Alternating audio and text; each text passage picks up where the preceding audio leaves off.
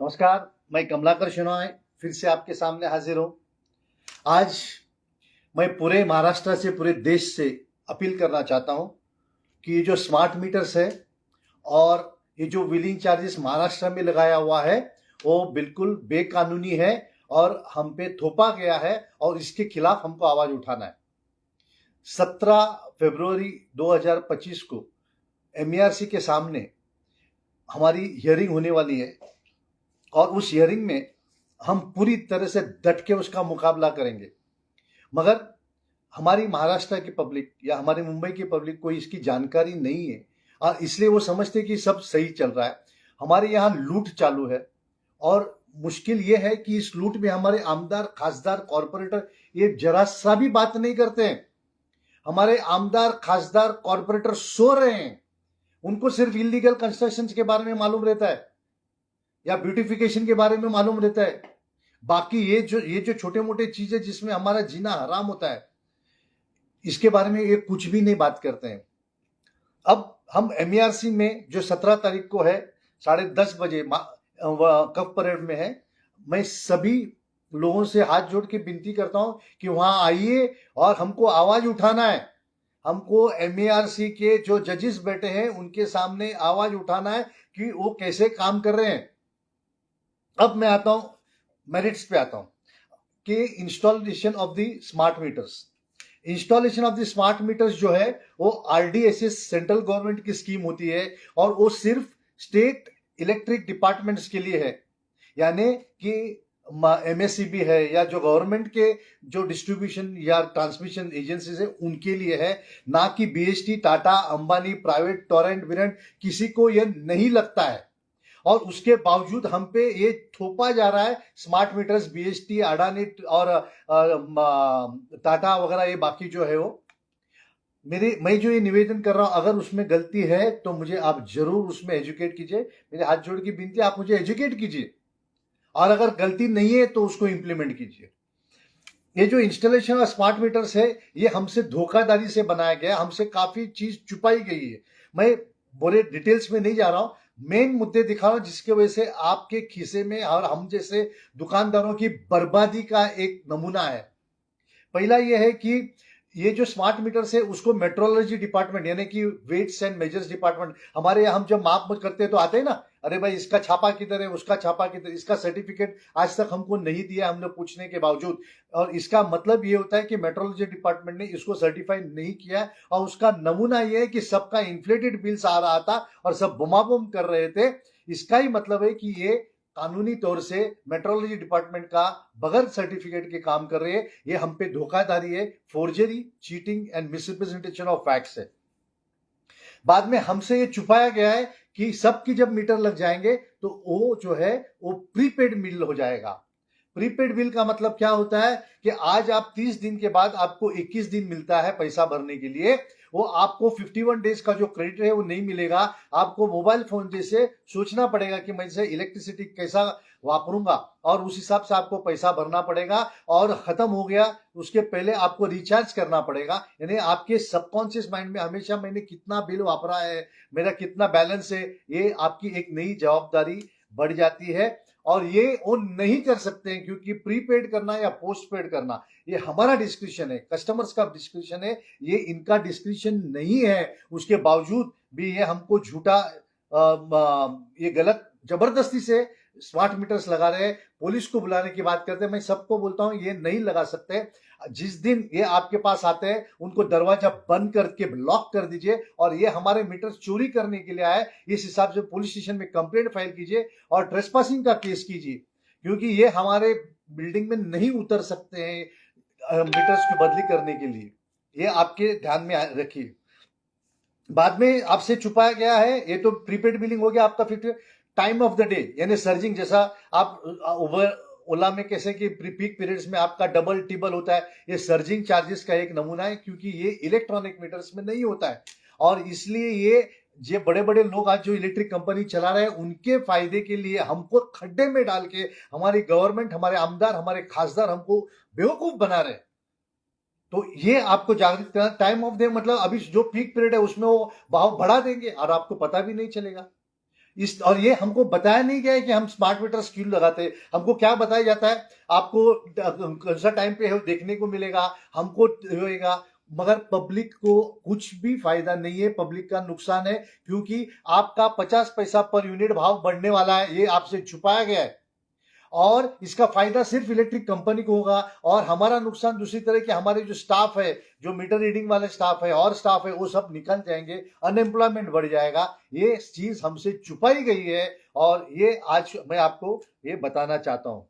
फिर आपने Los Angeles में देखा है कि वहां जो स्मार्ट मीटर्स लगाए थे उनके घर जले हुए हैं, और जिसके पास स्मार्ट मीटर्स नहीं था उसके घर नहीं जले हुए। इसका मतलब ये जो कंबेस्टेबल है और आग लगने का सबसे ज्यादा इनमें पॉसिबिलिटीज है, तो ये भी हमसे छुपाया गया। हमने इसको सबको क्वेश्चंस किया गया है कि भाई आपने ये सब छुपाया क्यों है। तीसरी बात है कि देवेंद्र फडणवीस हमारे जो चीफ मिनिस्टर है, उन्होंने ये कहा है कि स्मार्ट मीटर सिर्फ लगेंगे फीडर्स पे लगेंगे, सब स्टेशन पे लगेंगे और गवर्नमेंट ऑफिसेज में लगेंगे। तो ये जबरदस्ती हमारे यहाँ कैसे लगा सकते हैं। अंबानी, टाटा, टोरेंट, बीएसटी, ये प्राइवेट कंपनीज है।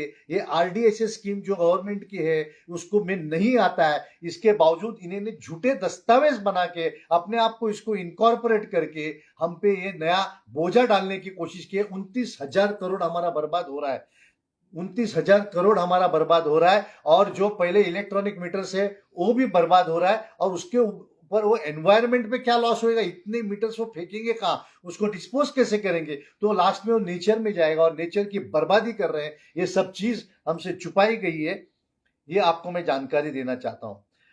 चौथी बात यह है कि जो स्मार्ट मीटर्स का मकसद क्या है कि एमएसईबी है या और कोई जो पब्लिक एंटरप्राइजेस है, उनके जो ट्रांसमिशन या डिस्ट्रीब्यूशन लॉस होता है वो 35 से 40% है।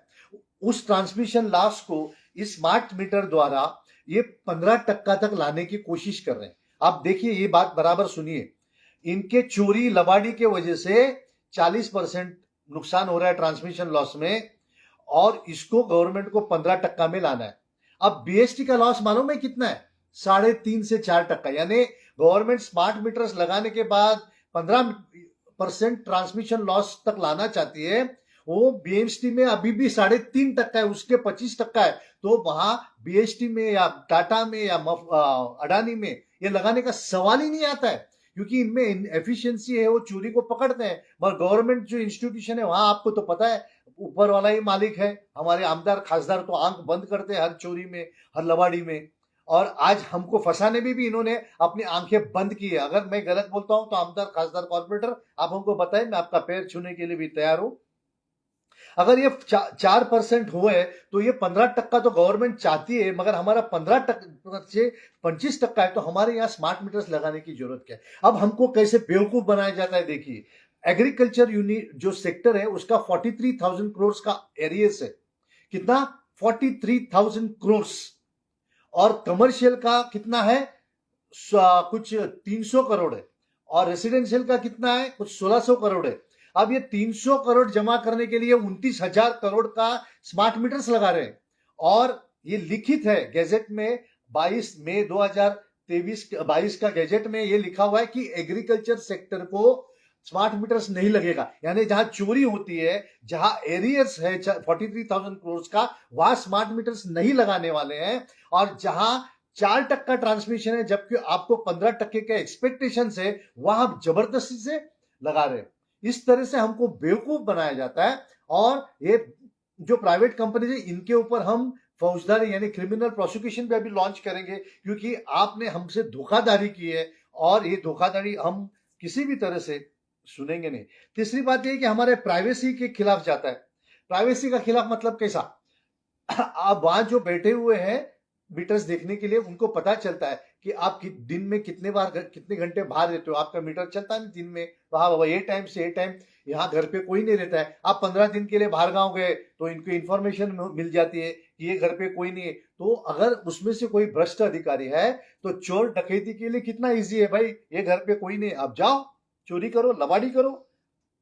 तो हमारा प्राइवेसी पे इसका डायरेक्ट असर होता है। इसलिए हम ये प्राइवेसी के खिलाफ आवाज उठाएंगे और ये हम करने नहीं देंगे। और आपको बताया आरडीएस स्कीम में प्राइवेट आदमी नहीं आता तो इन्होंने झूठे डॉक्यूमेंट्स बनाए हैं। अब इसमें यह सवाल आता है कि ये होने के बावजूद हमारी एमईआरसी जो क्वाजी जुडिशियल अथॉरिटी है, जिसको न्याय देवता कहते हैं, उसने इसमें कैसा परमिशन दिया? या परमिशन देने का इनका अधिकार ही नहीं आता है, क्योंकि ये सेंट्रल स्कीम है और एमईआरसी का जो काम है वो सिर्फ fixation of cost per unit है। तो ये आरडीसी स्कीम में परमिशन देने का इनको अधिकार, एमईआरसी को अधिकार किसने दिया? ये हम सवाल एमईआरसी को हियरिंग में पूछने वाले हैं कि इलेक्ट्रिसिटी एक्ट के कौन से सेक्शन के तहत आपने स्मार्ट मीटर्स का परमिशन लगाने को दिया है। अगर परमिशन नहीं लगाने को दिया है तो आपने इलेक्ट्रिक कंपनी को जवाबदार पकड़ के उनके ऊपर क्रिमिनल प्रोसिक्यूशन क्यों नहीं किया? दोनों अगर दिया है तो आपको कानूनी तौर से कौन से हिसाब से दिया है, आपको अधिकार दे। अगर नहीं दिया है तो ये लगा रहे तो आपने सू मोटो पब्लिक इंटरेस्ट में उनको बुला के उनसे स्टॉप करना चाहिए था। तो दोनों बाजू में MERC has failed to discharge your duty, ऐसा हमारा मानना है। और हमने उनको आपको लेटर भी लिखा है, आप हमको उसका जवाब दीजिए कि आपने कौन से किया। अब मैं आता सबसे बड़ी चोरी का, व्हीलिंग चार्जेस। तो आप तो समझ गए कि स्मार्ट मीटर्स हमारे यहां लग ही नहीं सकता है, किसी हालत में नहीं ले सकता है, फिर भी हम पे जबरदस्ती किया जाता है। अब व्हीलिंग चार्जेस क्या होता है? व्हीलिंग चार्जेस ये होता है कि आपके बीएसटी का जो इलेक्ट्रिक मीटर से वायर से या टाटा का वायर से, और वहां कोई किसी को अंबानी को अडानी को ये वापरना है तो उसको व्हीलिंग चार्जेस दिया जाता है। मगर हमारे बीएसटी में व्हीलिंग चार्जेस का सवाल ही नहीं आता है, क्योंकि कानून में उसकी प्रोविजन ही नहीं है। और इलेक्ट्रिक कंपनी के पास दो तरह के बिजनेस होते हैं, एक रिटेल सेल कंज्यूमर्स यानी कि हम जैसे छोटे छोटे कस्टमर्स हैं, और दूसरा होता है ओपन एक्सेस कंज्यूमर्स यानी कि बड़े बड़े कंपनी होते हैं और डायरेक्ट उनको कांटेक्ट करते हैं, बोलते हैं हमको आपका इलेक्ट्रिसिटी चाहिए, तो उनको व्हीलिंग चार्जेस लगता है। तो और ये उनको अकाउंट्स में दिखाना पड़ता है कि व्हीलिंग चार्जेस ये ओपन एक्सेस में वायर बिजनेस में आया। यानी दो बिजनेस होता है, एक वायर बिजनेस जिसमें व्हीलिंग चार्जेस लगता है, और दूसरा रिटेल सेल कंज्यूमर जो हम जैसे छोटे इलेक्ट्रिक कंज्यूमर है वो। अब कानून में जो व्हीलिंग चार्जेस है वो बड़े बड़े ओपन एक्सेस वाले को है, और हमसे व्हीलिंग चार्जेस नहीं ले सकते। उसके बावजूद हमारे बीएसटी ने और कुछ कंपनियों ने हमसे चोरी उचक्का करके हमसे व्हीलिंग चार्जेस किए, 8-9 साल से लिए, जो कि 2 से ₹2.5 है, जो कि आज हमको करोड़ों हजारों करोड़ का हमसे चोरी किया गया है। और हमारी एमईआरसी इसके बारे में क्या करने वाले, ये हम जवाब एमईआरसी के पूछेंगे कि आपने कौन से तरीके से उनको व्हीलिंग चार्जेस को परमिशन दिया है। और गए 8 साल में इन्होंने व्हीलिंग चार्जेस अलग से नहीं दिखाए हैं, वायर चार्जेस के बिजनेस में इन्होंने हमारा दिखाया। इन्होंने रिटेल सेल कंज्यूमर से व्हीलिंग चार्जेस कलेक्ट किए, इसे नहीं दिखा के वायर चार्जेस में दिखाया। और वायर चार्जेस होता है वो सिर्फ ओपन एक्सेस को होता है, रिटेल सेल कंज्यूमर्स को नहीं होता है। इस तरह से झूठे दस्तावेज बनाए, क्रिमिनल ब्रीच ऑफ ट्रस्ट किया है और हमसे चीटिंग की है। और ये सवाल हम एमईआरसी से करेंगे कि आपने अभी तक चुप क्यों रहा है और आप इनके ऊपर क्या एक्शन लेंगे।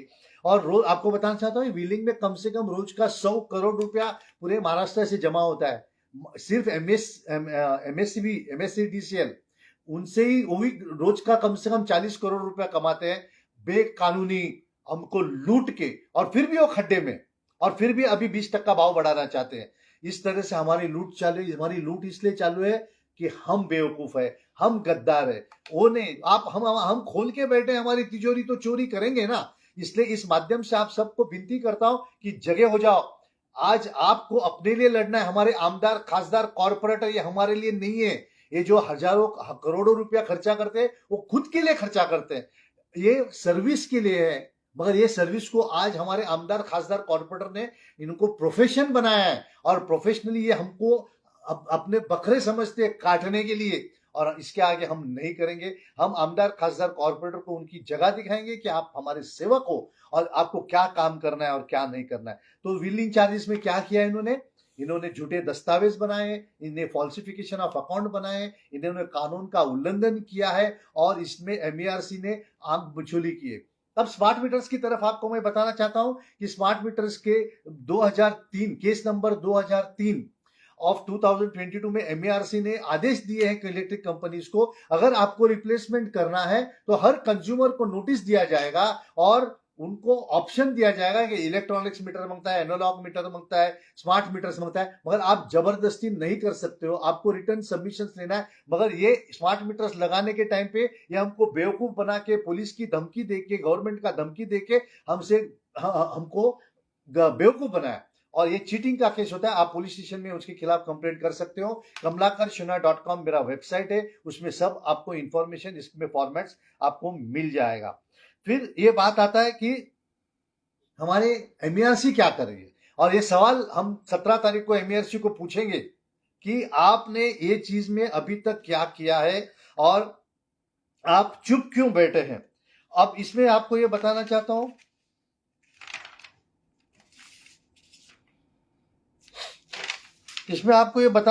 कि आपको हमारे आमदार खासदार कॉर्पोरेटर को क्वेश्चन करना है कि आप अभी तक चुप क्यों बैठे हैं। इस माध्यम से मैं हर आमदार को अपील करता हूं, जब आप हमसे वोट मांगते, खासदार वोट मांगते, तब आपकी जमीर कहां जाती है। आप हमारे भरोसे पे इतने बड़े इंसान होते हो, मगर आपका काम तो बहुत ही बेकार है। क्या आप में हिम्मत है कि हमारे बाजू में खड़ा रह के, एमईआरसी के सामने खड़ा रहने के आपके आमदार खासदार कॉर्पोरेटर की हिम्मत है? हाँ, आप सिर्फ हमको हिंदू मुस्लिम मंदिर मस्जिद के बारे में बातें करते हैं, अब इसके बारे में बात करो। आपका परीक्षा है कि आप हमको स्कूल कॉलेज हॉस्पिटल्स नहीं देते हो आप, और ये सब हमारे पे लूट करते हो। तो अब इसमें ऑफेंस होता है। हम वकीलों से बात कर चुके हैं, हम 17 तारीख को हम आर्ग्यू करेंगे और हम ये देखेंगे कि हमारी एमईआरसी क्या करती है, और नहीं तो हम इनके खिलाफ अंडर प्रोविजन ऑफ सेक्शन 166, 167 होता है disobedience of directions of law with intention to cause injury to the public, 167 framing of incorrect records and writing with intention to cause injury, 217, 218 disobedience of directions of law and framing of incorrect records to protect the accused, यानी कि जो electric company जिन्होंने चोरी की हमसे, उनको बचाने के लिए ये किया गया है। 219 जो क्वाजी जुडिशियल अथॉरिटी है, वो कानून के खिलाफ और रिकॉर्ड पे है जो डॉक्यूमेंट्स उसके खिलाफ जाके गलत ऑर्डर पास करती है, तो उनको 219 लगता है। 405, 409 criminal breach of trust by the public servant, क्योंकि इनके हाथ में इंटरेस्टमेंट है, इनके हाथ में डोमिनियन है, और ये हमको दिशाभूल करके हमको लूटा जाता है, जबकि ये पर्टिकुलर इलेक्ट्रिसिटी एक्ट में इसके संविधान नहीं होने के बावजूद हमसे बेवकूफ की बना के हमको बेवकूफ बनाया जाता है। इसलिए 405, 409 होता है, और क्रिमिनल कॉन्स्पिरेसी होता है कि ये सभी लोगों ने मिलके एक कट बनाया। In furtherance, they have acted in furtherance to the evil design to cause wrongful loss to this public at large and to cause wrongful gains to the electric companies by defrauding us. It is not a gain, it is a wrongful gain by defraud, by committing offenses, and therefore we may very shortly initiate criminal prosecutions against all these companies who have failed. Now in this MERC हम लोग request करने वाले कि willing charges बंद किया जाए, और willing charges आज तक गया 2016 से आज तक जो हमसे जमा किया गया है वो विद इंटरेस्ट हमको वापस किया जाएगा। हमारा अगर डिले पेमेंट होता है तो 24% या 21% आप लगाते, उससे 3% ज्यादा ब्याज से हमको हमारा पैसा वापस मिलना चाहिए, नहीं तो हम इसके बारे में पूरी तरह से आवाज उठाएंगे, आपके पर कानूनी कार्रवाई करेंगे। तीसरी बात, स्मार्ट मीटर्स को इमीडिएटली बंद करना चाहिए, और जहां भी स्मार्ट मीटर्स लगाए हुए हैं उसको निकालना चाहिए। यह आदेश एमईआरसी को देना है, क्योंकि MERC can not be a silent spectator to such illegal acts. In fact हम ये सोचते हैं कि एमईआरसी ने सू मोटो मीटिंग बुलाना चाहिए था और ये जो गलत काम हो रहा है उसको रोकना चाहिए था, मगर वो रोक नहीं सके। इसलिए हम पब्लिक 17 तारीख को वर्ल्ड ट्रेड सेंटर एमईआरसी के 13th फ्लोर पे हम आर्ग्यूमेंट करने जाएंगे। ज्यादा से ज्यादा लोग वहां आइए, अपने को बचाने के लिए, कि मेरे लिए मत आइए, क्योंकि आपके 20% इलेक्ट्रिसिटी बढ़ने वाली है, और यहाँ जो 20% बढ़ाया हुआ है उसको हम कर्म करने वाले हैं, यानी आपको 40% इलेक्ट्रिसिटी का बेनिफिट होने वाला है।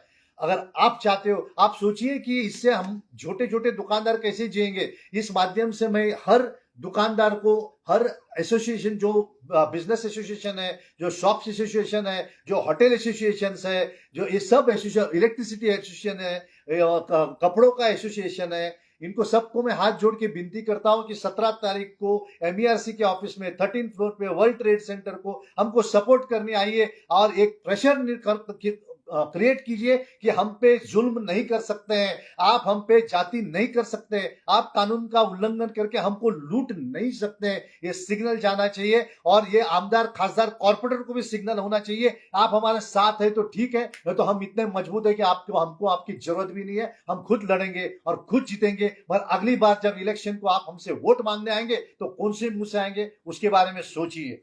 फिर से मैं हर सिटीजन को करता हूं, अपनी ताकत अपनी हिम्मत ये हो। आप किसी के भरोसे पे, आमदार खासदार कॉर्पोरेटर के भरोसे पे जियोगे तो कुछ नहीं होने वाला है। आप इतने मजबूत हो जाओ कि आमदार खासदार कॉर्पोरेटर को आपके पास आना पड़ेगा कि आपको क्या चाहिए। 17 फरवरी 10:30 MERC का 13th फ्लोर पे आर्ग्यूमेंट है।